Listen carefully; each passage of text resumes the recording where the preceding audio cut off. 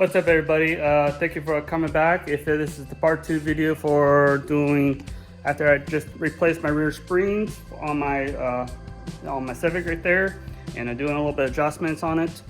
Now I'm going to show you I witnessed a little bit issue that I was having when I was doing some not testing, but make sure like my suspension, wheel bearings, everything was 100%, no issue, and just basically found out it was just my rear tow rod arms. I already replaced the rears off the bat because I need the car right to deal with right now, so I can start driving it for my daily go back and forth to work. And I'll show you what it looks like while I have it on right now, and I'll tell you what it is.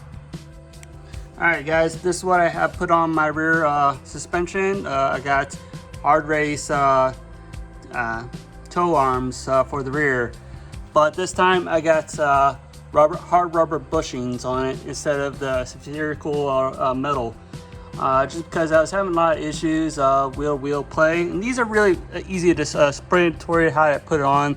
17mm wrenches, and adjust these two and make sure they're tight, and I think these were 23mm of bolt, so you definitely need to get a crush wrench or something like that to lock these in place. Make sure you put this hold this in place while you tighten these up individually so it stays in place. And I'll show you what I kind of did to make it stay in place. That came the same position because the rear toe is 100% fine, zero toe and everything. I checked it previously to make sure you're good, and I'll show you. All right, this is the aftermath. These are the Godspeed rear arms that I had on before. These have been on for, what was it, since 2021? No, 2020 of like September, roughly about the exact same time as now.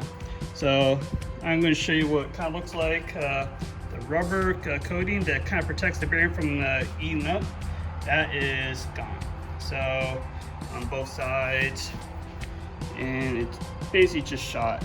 I took care of this car very well, washed it as much as I could, make sure all the salt is off it, and it just eats right up. So I noticed it when I was doing it. I was noticing when I was testing. I was noticing when I was testing when I had the wheels off the ground and everything. Make a little bit of side play and everything. Make sure there's no play on the wheel, just in case if the tow rod arms are out of sync, out of specs, especially the camber arms are still good. Camber arms are 100%. They're from Camber Arms is still good. They're from SPCs. They're really legit company. Godspeed is a very cheap company that don't really. It's like my third issue with the Godspeed parts, so I'm not going back there again. And I noticed while I was just going doing certain locations, and I had the camera turn on video while underneath on my tripod, underneath, see where part of the suspension was flexing when it not should be. So it happened to be the tow arms. It was flexing at the bearings. And when I'm talking about the bearings, they were flexing inside here. Amount of play from this side and this side. It gave me roughly about 1/8 of a play. I won't say 1/8, close to 1/8 or 1/16 of play. And that's not really ideal, especially when it's a hard bushing. It should not really have no flex. And I could just tell just by here, you can hear a little clicking noise back and forth. That's not ideal. If I say ideal too much, that means for real. So now I got that sorted. Now I'm going to show you what I'm going to do to adjust my suspension for tow for the front. And to show you it's off the ground, I got this lift is a little bit complicated. They don't have the proper pads style. These are for more like older vehicle styles or off-road vehicles of a lift. So I have to put these on little blocks so I can raise it up, so I can put the points where I need to lift it up at. So I got the fronts I got the fronts with a couple same as the rear. Just make sure it's square all the way across. I had a couple extras so I can add like toe plates on it to make sure the front wheel is exactly the same from each side for passenger and driver side. But first I'm going to show you what I'm going to also do with it. Alright, I got these at one of your local hardware stores or home improvement stores. These are vinyl tiles that it has adhesive in the back so you can stick on the ground at your house, garage, whatever you're going to be using this for. This cost me like $1.60 to $2 a piece. So I got 2 on this side and 2 for that side. The reason why I have it for is to help reduce of the load on the arms, so play at everything, so it has free and everything. So when you have this on the ground, I'm going to have it on this side up and this side down, just because it has a lot of loose play on it. So you can see it has, I can put a lot of pressure and it still will not cause any friction that you saw. So I'm going to do it exactly like that on both sides. I'm not going to do nothing on the rear because I'm not really putting a lot of load on the rear at all. And this, I'm just going to use it for the front, so I can see where my toe is for front and rear, and I'll show you what I'm going to do to measure it too. Just watch to see if these tile moves when I'm lowering the car. My other hand. See if there's any play.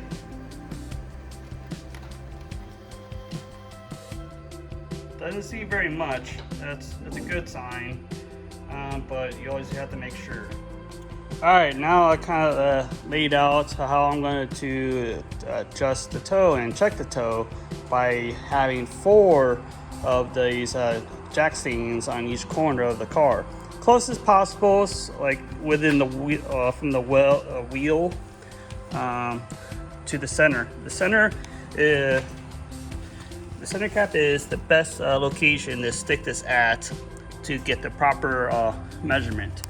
You can't really should not put anywhere else but dead center where the center cap will be, because that's where going to be your first measurement would be to get the other measurements for the other part of the wheel towards the front, the 2 in the rear. Alright, I'm going to show you what I'm going to do with the tape measure to measure all 4 wheels at the center cap to make sure all 4 corners are close exactly into spec from using just this section. You don't really need to worry about this section, especially the front section, just the sides only. Make sure they're exactly the same measurement on both driver and passenger side as to help you to get the right exact number. So what I did is took the tape measure right towards the center and line it up where this is right there. And let me try to get there. And just by seeing eye view, it should be a 3-inch and like in 80 millimeters or 8. It'd be close to, it'd be almost exactly 3-inch and 1/8. So it might be here a little bit longer than 1/8, but it's exactly where you need to measure all 4 corners. And after you do that, now you just need to go like right underneath the wire, the line that you're using. Make sure it's you get the proper number. And I'm going to do this all 4 corners to make sure the front and rear wheel is exactly the same. So I'll get back to you in a second. One thing to notice that my steering was a little off, so I'll have to center it to spec. And well, technically I don't really need in the car. I just need to put the key in close towards the ignition area and I need to be dead center where I need to be. It should be and play for the steering a little bit. Make sure it's there where I need to be. That should be center. Let me turn it off now. Alright, now I did my little adjustments with the tape measure on millimeters section. I noticed that the back section of this wheel is 43 millimeters. The front is 45. The front driver's side is 50 millimeters. The rear is, I'm trying to remember top of my head, like 40 or under 40. So I need to take the toe out slightly, but I have to make sure it's within 1/16. Make sure it's 1/16 toe in, then toe out. Toe in is where you need to have it better for drivability, highway, and all that stuff. So 1/16 to 0 would be the best bet to do. So 1/16 I'm going to try to work with for fronts and go from there. Alright, I'm just going to show you what I have out so far. I've kind of measured out from millimeters to inches and from the front to the rear comparisons, and this is the differences of 0.059 for the front to rear, and the driver's side is even worse. The passenger side is even worse. So I have this from inches from the front to rear of the front the passenger wheel, and it's a 0.5507 off. So I need to make this close to that. Alright, I'm going to show you the 3 wrenches I'm going to be using to adjust my toe for the front. I got a 19, 17 millimeter, and a 14. The 14 is going to adjust this part of the section, the 19 is going to adjust this, and the 17 is going to hold this in position while I tighten this up right back up. So I'll show you what it kind of looks like a little bit. Alright, now I'm going to take the 19 millimeter right now and take the 14 millimeter and hold the 14 in place so I can adjust to unloosening the lock nut.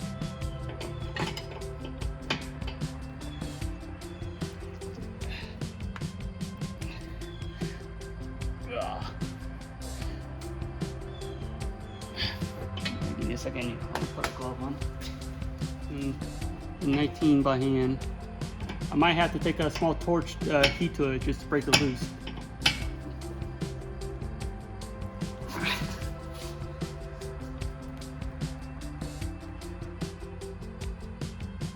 Yep, I'll put some heat to it. I can't budge it.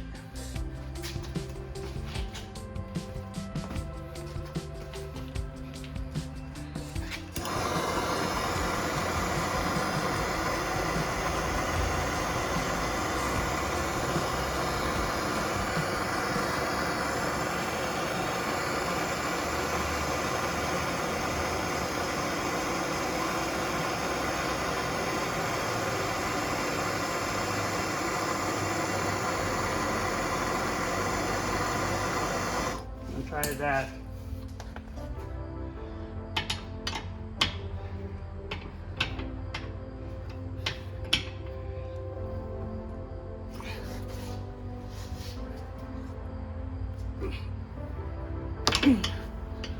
There.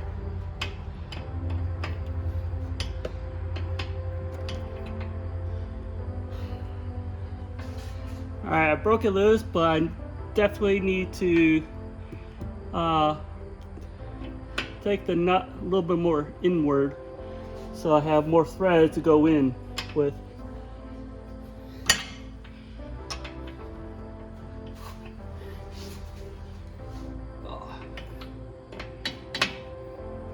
Shit.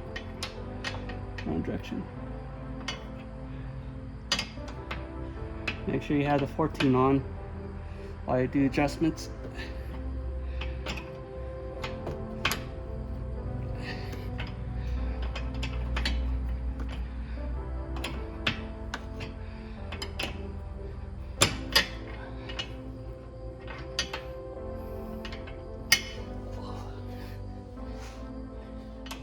I really need to get a longer 14 millimeter one of these days so I can hold it in place, especially on 19. might be definitely useful when you do alignments. Now I kind of set things a little bit. Put a millimeter section and measured the section I'm going to try to push the front out more. Right now I have it set by 5 millimeters. So I'm going to take the 14 millimeter and start going inward to this locking bolt.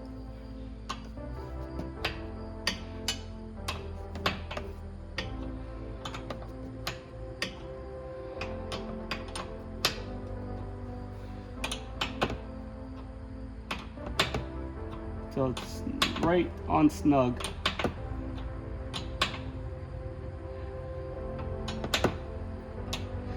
It says I should be at 7 millimeters. Right now it should be at 5, and just the measure I should be within like a 1.5 millimeters inward. Yeah, pretty close. 1.58 millimeters to be 1/16 towed inward towards the front. So I'm at pretty close. I wouldn't say exactly, but pretty close to inspect I need. But I should put it the front end just a hair more. So I'm going to hold the 14 millimeter in place again and move the locking nut out more.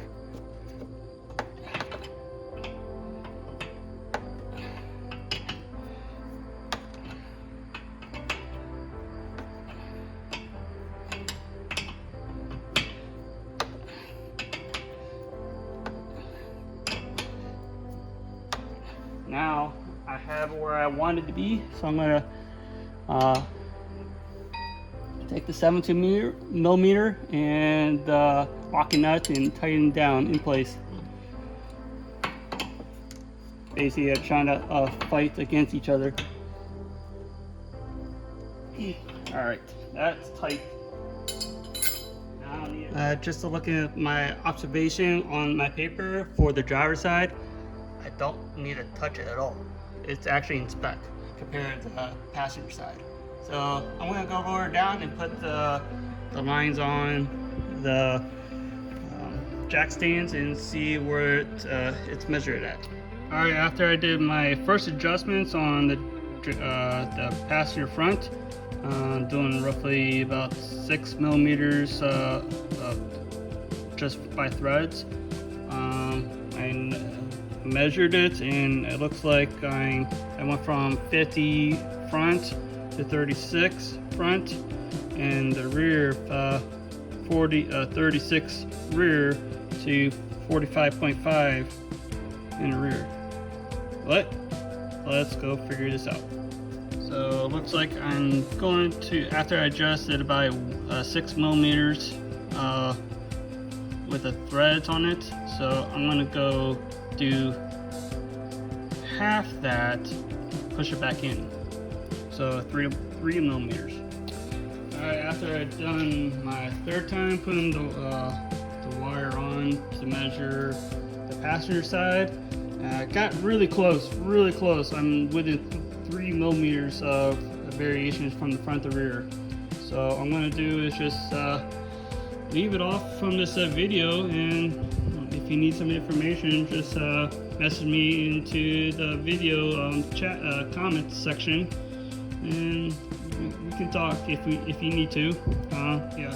All right, I'll go over what I've done quickly for all 4 wheels to give you the close or to be exact number all 4 corners. And what I did is make sure the measurements underneath the cord so you can see up top, and I got it right at 3 inches all 4 corners. So that's where you need to look at to measure the toe on the front to the rear. And I'll give you a little idea what I'm looking at. and you can see the variations where I'm at. I'm basically right at 40, or like a slight over 40, so it'll be like 3.5, just like this on the 2. So this basically is like a 37 right there millimeters. So the rears are to be right on the dots on both rears. The driver's side is within 1.5 millimeters in spec. Now I just needed to tweak this slightly just to get just like the driver's side is.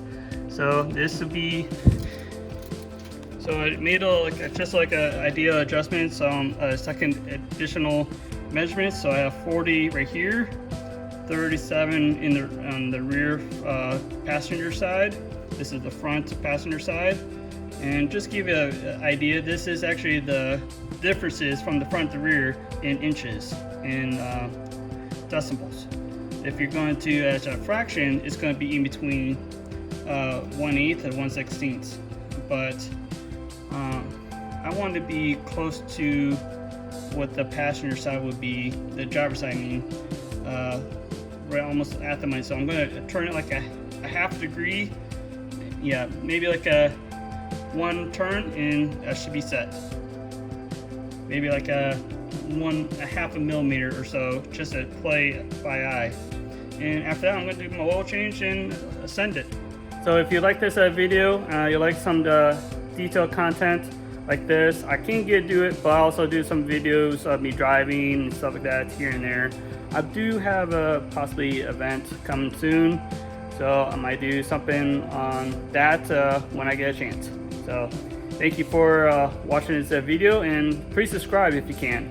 It means a lot and helps me get some more views for you guys to watch. Maybe give some tips for yourself if you're struggling why this car is having too much front rear toe, or you need some adjustments on suspension, whatever. Hit this Project Rides. Come on, guys. So follow, subscribe, and like this channel. And thank you for watching. And see you later.